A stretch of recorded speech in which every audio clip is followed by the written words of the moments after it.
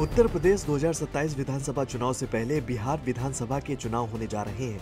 दोनों चरणों में होने जा रहे बिहार चुनाव को लेकर सभी राजनीतिक दल अपनी अपनी जनसभाओं के जरिए जनता से वोट की अपील कर रहे हैं। वहीं बीजेपी की ओर से इस चुनाव में मुख्यमंत्री योगी आदित्यनाथ को स्टार प्रचारक बनाया गया है। वहीं सपा मुखिया अखिलेश यादव भी बिहार के दंगल में जल्द ही ताल ठोकते हुए नजर आएंगे। अखिलेश यादव दिवाली बाद आरजेडी नेता तेजस्वी यादव के समर्थन में रैली को संबोधित करेंगे।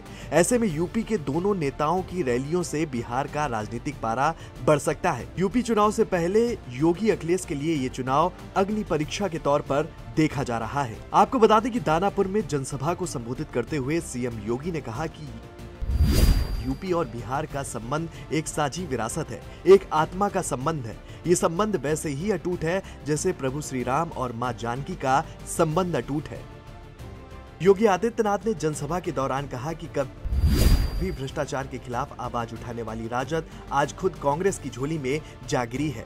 एनडीए की सरकार बनते ही कांग्रेस और राजद के भ्रष्टाचार और अपराध पर कड़ा नियंत्रण होगा। योगी ने कहा कि यूपी में बीजेपी सरकार ने माफियाओं और गुंडों को जहन्नुम की यात्रा पर भेज दिया है। उन्होंने कहा कि एक समय यूपी में राजद जैसे अपराधी ही हावी थे, लेकिन आज बुलडोजर ने सबको शांत कर दिया है। सीएम योगी ने कहा कि अयोध्या में श्री राम मंदिर के बाद अब बिहार में माता जानकी मंदिर का निर्माण एनडीए सरकार की प्राथमिकता होगी। उन्होंने कहा कि लोग पूछते थे कि राम मंदिर बनेगा या नहीं, हमने दिखा दिया, अब बारी बिहार की है। योगी ने कहा कि मुख्यमंत्री नीतीश कुमार ने पिछले 2 दशकों में बिहार के विकास की मजबूत नींव रखी है। उन्होंने 1990 से 2005 तक के दौर को घोटालों का युग बताया और कहा कि चारा घोटाला इसका सबसे बड़ा उदाहरण है। कांग्रेस और राजद की राजनीति हमेशा परिवारवाद पर आधारित रही है। योगी ने बताया कि अयोध्या से बिहार के सीतामढ़ी के लिए पहली बार सीधी कनेक्टिविटी शुरू की गई है। इसे राम जानकी मार्ग नाम दिया गया है। उन्होंने कहा कि ये मार्ग यूपी और बिहार के आध्यात्मिक और सांस्कृतिक संबंधों को और मजबूत करेगा, जिससे दोनों राज्यों के लोग अब आसानी से श्री राम और माता जानकी के मंदिरों के दर्शन कर सकेंगे।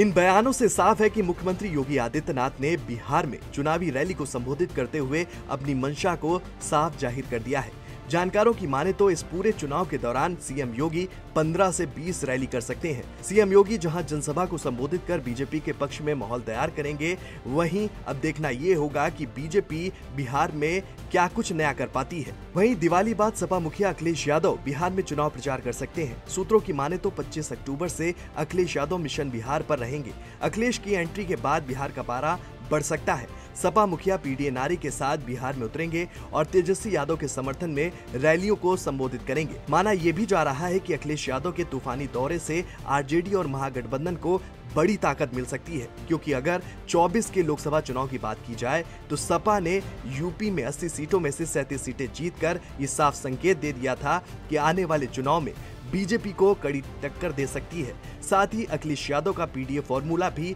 एक्टिव है। उनके बिहार में आने से जानकारों का मानना है कि आरजेडी को इसका सीधा फायदा मिल सकता है। वहीं आरजेडी नेताओं की माने तो अखिलेश यादव ने यूपी में बीजेपी को धूल चटा दी है और वहां भी बीजेपी को धूल चटाने का काम करेंगे। फिलहाल बिहार की धरती पर यूपी का महायुद्ध अब शुरू हो चुका है, जहां योगी आदित्यनाथ अपनी ताकत दिखाएंगे और अखिलेश यादव जवाब देंगे। अब देखना यह है कि बिहार की जनता किसके पक्ष में अपना मत देती है, ये तो आने वाला समय बताएगा। ये खबर आपको कैसे लगी हमें कमेंट करके जरूर बताएं और देखते रहें जेएमडी न्यूज।